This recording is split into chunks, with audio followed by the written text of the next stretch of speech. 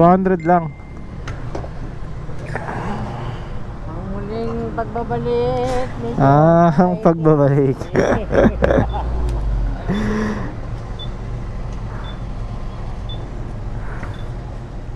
Nasira yung isang ano ko eh, GoPro ko. Ay yung ano pala, memory. Ay, yung memory lang problema. Kala ko nga yung GoPro. Na-stock kasi ng matagal eh. Ganun yung pag na-stock ng matagal eh. Sinisira ni GoPro yung mga memory.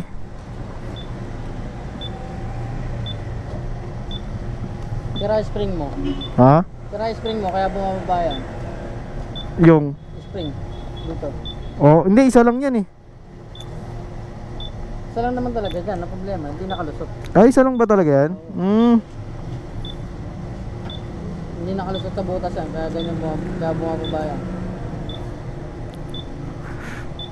Hirap kasi magkalikot sa atin eh, mainit eh, walang pwestuhan eh.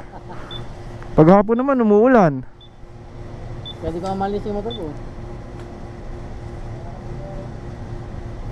Hindi pa yata abot ah. Abot. Ano yan eh, pag nagdaan sa sprayan, spray lang. Oo, pag napadaan no. Tanggal putik. Bumaba pala gasolina. Ang tagal mo ito pinakakarga eh, yan tuloy.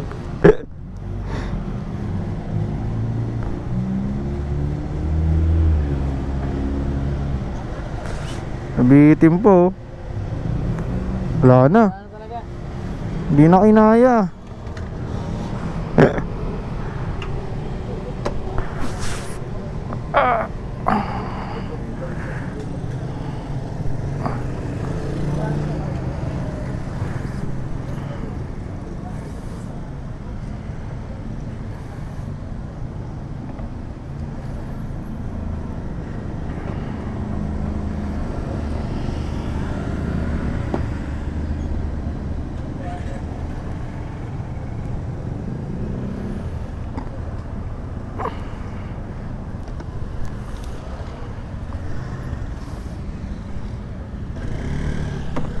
Thank you. Balita mo ako ha, Oo. pag may dumata niyan. Salamat.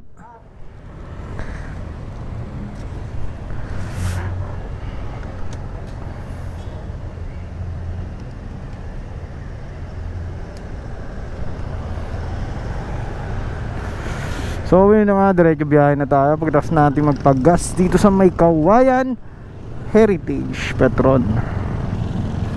Dito ako lagi nagpapagas mga kuya kasi sobrang babait ng mga staff dito. Lalo na yung nakausap ko kanina.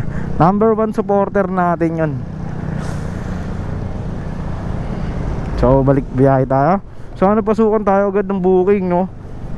Long ride agad. Balikan ko kayo pag may booking na tayo mga kuya.